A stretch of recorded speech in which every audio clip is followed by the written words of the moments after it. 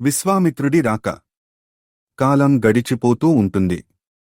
రాముడు, లక్ష్మణుడు, భరతుడు, శత్రుఘ్నుడు నలుగురూ కూడా ఒక వయస్సుకి వస్తారు. దాంతో దశరథుడు వాళ్ల విద్యాభ్యాస బాధ్యతను వశిష్ఠ మహర్షికి అప్పగిస్తాడు. శస్త్ర విద్యతో పాటు అస్త్ర సంబంధమైన విద్యలలో వాళ్లు ఆరితేరేలా చూడమని కోరతాడు. వశిష్ఠ మహర్షి పర్యవేక్షణలో వాళ్ల విద్యాభ్యాసం పూర్తవుతుంది. పిరికితనమనేది తెలియకుండా ఆ నలుగురిని కూడా వీరులుగా ఆయన తీర్చిదిద్దుతాడు. వాళ్ల శౌర్య పరాక్రమాలను గురించి తెలుసుకుని దశరథుడు సంతోషిస్తాడు. రామలక్ష్మణులు, భరత శత్రుఘ్నులు ఎంతో ప్రేమాభిమానాలతో మెలుగుతూ ఉంటారు. అది చూసి కౌసల్య, కైకేయి, సుమిత్ర ముగ్గురూ కూడా ఆనందంతో పొంగిపోతూ ఉంటారు.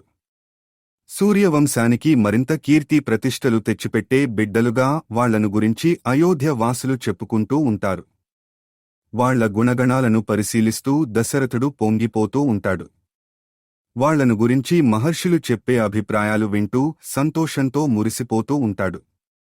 అలా అయోధ్యలో రోజులు ఎంతో ఆనందంగా, ఆహ్లాదంగా సాగిపోతూ ఉంటాయి. ఒక రోజున దశరథ మహారాజు సభలో ఉండగా విశ్వామిత్ర మహర్షి అక్కడికి వస్తాడు. ఆయనను చూడగానే దశరథ మహారాజు ఎదురేగి గౌరవ మర్యాదలతో సభలోకి ఆహ్వానిస్తాడు. అయోధ్యను ధర్మబద్ధంగా పాలిస్తున్న దశరథుడిని విశ్వామిత్రుడు ఎంతగానో అభినందిస్తాడు. దశరథుడి మంచితనం కారణంగానే ప్రజలందరికీ సుభిక్షమైన పాలన అందుతుందని చెబుతాడు. విశ్వామిత్రుడు తన పాలనను మెచ్చుకోవడం పట్ల దశరథుడు ఆనందాన్ని వ్యక్తం చేస్తాడు. మహర్షుల దీవెనలే అందుకు కారణమంటూ తన వినయ విధేయతలు చాటుకుంటాడు. విశ్వామిత్రుడు తలపెట్టిన యజ్ఞయాగాల గురించి అడుగుతాడు దశరథుడు. ఆ విషయాన్ని గురించి మాట్లాడటానికే వచ్చానని అంటాడు విశ్వామిత్రుడు. తాను తలపెట్టిన యాగానికి కొంతమంది రాక్షసులు ఆటంకాలు కలిగిస్తున్నారని, దాంతో యాగ సంబంధమైన పనులు ముందుకు వెళ్లడం లేదని చెబుతాడు.